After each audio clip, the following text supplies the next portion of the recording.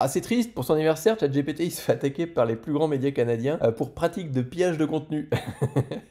Tu vas voir que moi je trouve ça complètement hypocrite en fait de la part des journalistes de faire ce type de foin parce qu'il y a plein il y a plein d'éléments qui me font dire que derrière c'est du grand n'importe quoi. OpenIA donc continue à se collectionner les plaintes, donc c'est pas la première plainte qu'ils ont sur ce sujet-là, et je pense que les Canadiens en fait ils ont copié sur les Français. Ils se sont dit tiens, les Français c'est des bons râleurs, on va regarder sur quoi ils portent plainte. Ah ouais, ChatGPT, ah bah les médias, allez boum, on va faire exactement la même chose. Je sais pas, copiez pas les Français sur leur aspect râleur derrière, essayez de les copier sur la bouffe par exemple, c'est déjà un petit peu plus quali. Non, non, non, faut pas copier les Français sur ce point-là. Parce qu'en France on est des spécialistes de la légifération, mais on ne crée rien du tout derrière. En termes de technologie, on est complètement à la masse aujourd'hui. Voilà, faut pas copier les Français, c'est pas bon. Mais bon, ceci dit, encore une fois, donc les plus grands médias canadiens, dans les médias canadiens, tu as donc la presse canadienne de base, tu as la radio canadienne, Globe and Mail, et puis tu as le National Post, et je crois que Toronto Start, qui attaque justement ChatGPT, donc accusé de pillage de contenu. Et l'idée derrière, c'est qu'en fin de compte, ils enfreignent régulièrement les droits d'auteur. Alors, c'est vrai que c'est compliqué pour un outil comme ChatGPT, mais tu vas voir que l'hypocrisie, elle est quand même bien poussée aussi. ChatGPT, ce qu'il a besoin de faire, c'est d'amasser énormément de contenu. Et forcément, le web, bah, c'est une source, c'est une mine d'or pour ChatGPT. Pour transformer le contenu, de telle sorte à te proposer un produit de toujours meilleure qualité. Et ce qui dérange derrière, bah, c'est que ce produit-là, il est payant. Donc, il gagne de l'argent sur du contenu qui est entre guillemets gratuit. C'est même dit un peu plus loin dans l'article, hein. Voilà, tout ce qui est public n'est pas forcément gratuit sur Internet, c'est tout à fait vrai, mais donc là, on est attaqué sur du droit d'auteur. Ça veut dire que derrière, on a des journalistes qui vont récupérer des informations à droite et à gauche. Ils vont utiliser certainement des outils comme l'intelligence artificielle, parce qu'ils le disent eux-mêmes, hein. Si les médias accueillent favorablement l'innovation technologique, bah oui, d'accord, tu l'accueilles, donc tu utilises l'innovation technologique telle qu'un chat GPT pour produire ton article plus rapidement, et derrière tu te permets de torpiller le même outil que tu es en train d'utiliser. Et ça va produire quelque chose, un effet vicieux, parce que à une époque, c'est une chose qui s'est produite notamment sur Copilot.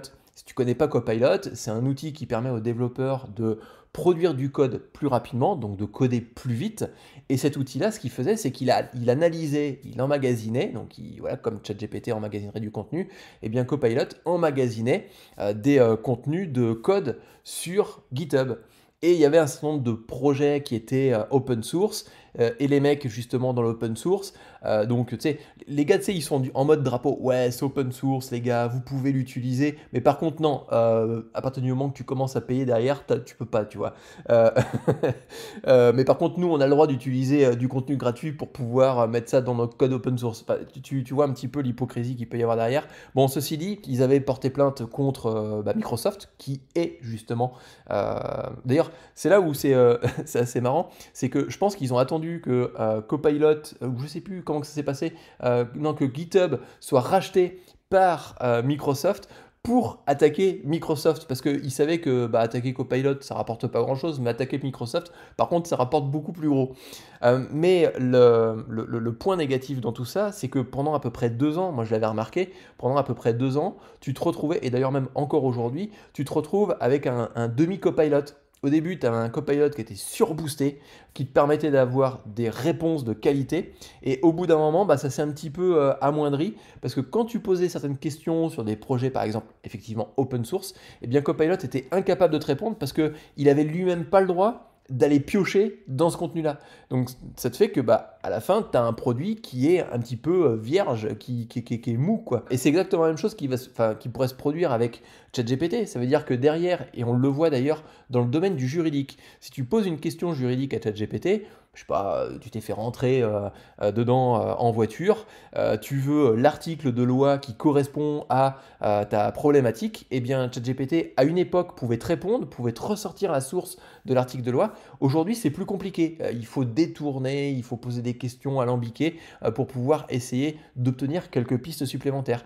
alors qu'à une période, eh bien, tu avais l'article de loi. Donc tu vois, on est déjà en train de lisser ChatGPT sur des aspects dans lesquels il pourrait être grandement utile. Donc ça, je pense que c'est des plaintes et des replaintes derrière qui viennent s'ajouter sur ChatGPT, qui font qu'au début, tu as un super produit et tu te retrouves avec un produit un peu médiocre au fur et à mesure des années, parce que tu as plein de mecs qui se disent accueillir favorablement la technologie, mais essayer de pourrir les outils technologiques qu'ils utilisent au quotidien. Ce qui indirectement, bah, si tu es journaliste et que tu viens pourrir ChatGPT et que tu fais un produit médiocre, bah, tu vas te retrouver à produire des articles médiocres à la fin.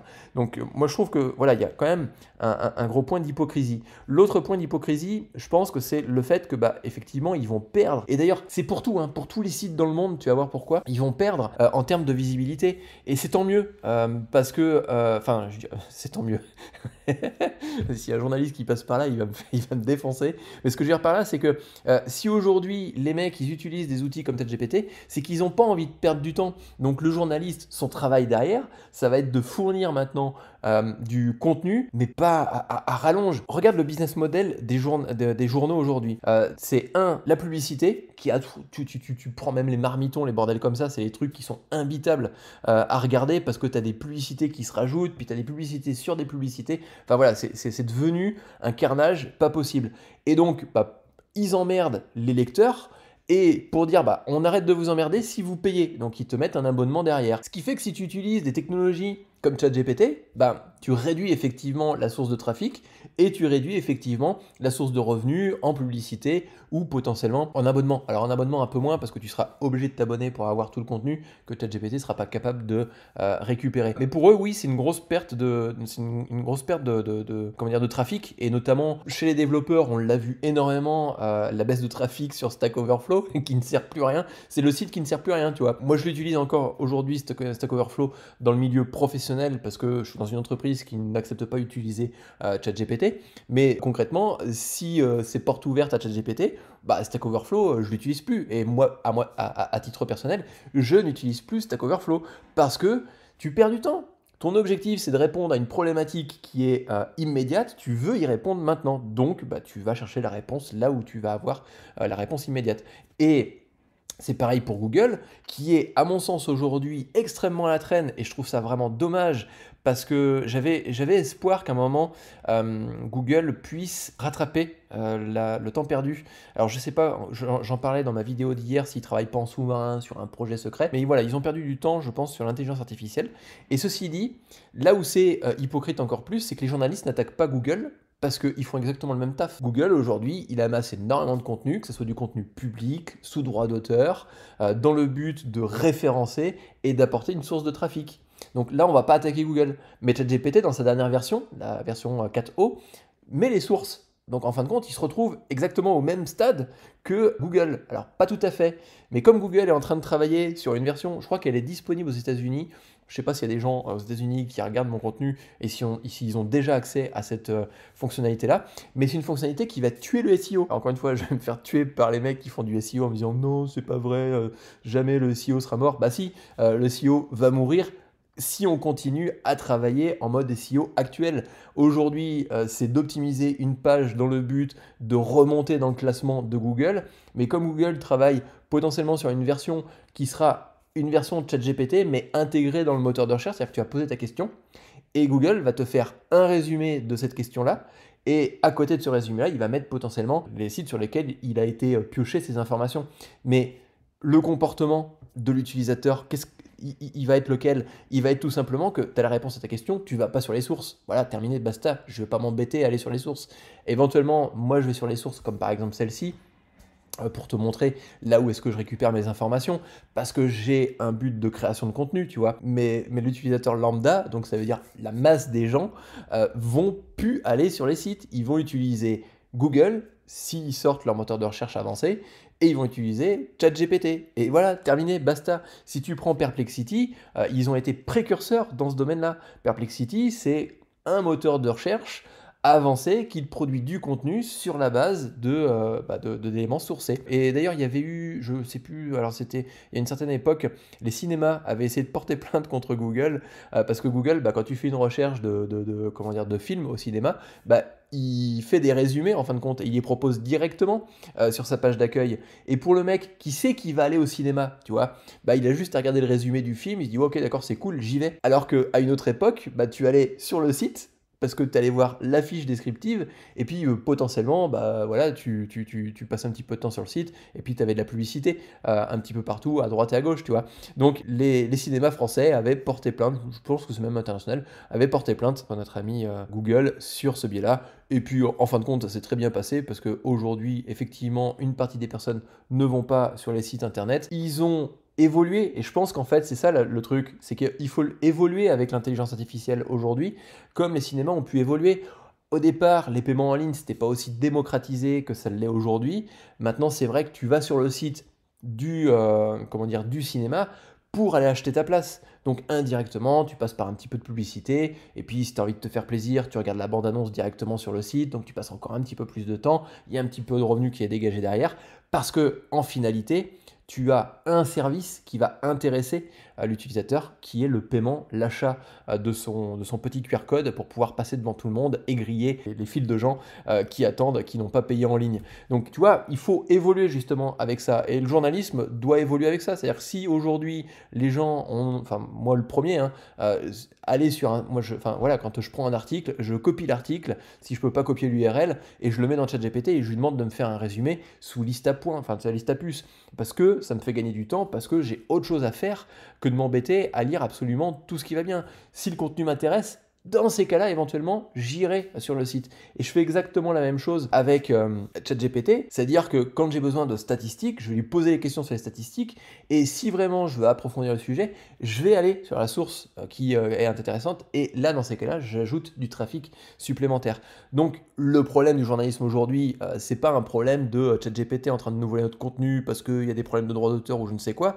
Le problème du journalisme, c'est qu'aujourd'hui, ils ont les miquettes, parce qu'ils vont perdre de l'argent à cause de l'intelligence artificielle, parce que derrière, ils ne savent pas évoluer avec les technologies et produire un contenu qui va faire que l'utilisateur va aller sur le site pour pouvoir consommer ce contenu-là. Et quand ils auront compris ça, on arrêtera de se plaindre et on fera vraiment des bons produits. Et les journalistes feront des bons produits sur leur site. Et notamment, peut-être aussi accessoirement, des bons contenus qu'ils auront peut-être produits avec de l'intelligence artificielle. Et dans ces cas-là, ils arrêteront de se plaindre contre justement des outils qui sont des outils formidables pour absolument tout le monde. Et ce qu'il y a de bien, c'est que si toi, tu veux produire un side business, ça peut être une application mobile, ça peut être un SaaS, un service en ligne, ou ça peut être tout simplement de la monétisation sur les différents réseaux sociaux avec ta création de contenu, eh bien, je te propose sur cette chaîne des astuces. Tellement tu le vois ici sur mon canal Telegram, on a mis en place une stratégie sur Nico Develop dernièrement, donc la chaîne YouTube que tu es en train de regarder, et ça porte ses fruits extrêmement rapidement. Donc n'hésite pas à aller dans la description, comme ça tu pourras accéder au canal Telegram, et puis en même temps tu pourras accéder à mon Patreon pour te permettre d'accéder à mes différentes revues que je peux faire. Et l'objectif de ces revues, c'est pas simplement de te faire une énième revue que tu pourrais retrouver à droite et à gauche, c'est aussi de te permettre de pouvoir accéder à des idées d'applications, des pistes sur lesquelles tu pourrais justement développer tes propres applications. Donc n'hésite pas aussi à cliquer sur le petit lien tout en haut du Telegram pour pouvoir accéder au Patreon. C'est gratuit, hein. Plutôt que de faire une newsletter et puis d'aller spammer les boîtes mail des gens, eh bien je préfère tout simplement mettre mon contenu sur Patreon de telle sorte à ce que tu puisses accéder aux tout nouveaux contenus qui vont arriver, et puis aussi à tous les anciens contenus qui seront disponibles. Ce que tu ne peux pas faire dans le cadre d'une newsletter. Une fois que tu as reçu ta newsletter, tu t'abonnes à un instant T, tous les contenus précédents, tu ne les avais pas déjà reçus, donc c'est un petit peu dommage. Donc là, comme ça, tu vas avoir une masse d'informations qui vont te permettre de construire des idées et de construire des applications après par la suite pour te créer ton side business. J'espère que tu as apprécié ce contenu, je te dis à plus tard, ciao, bye.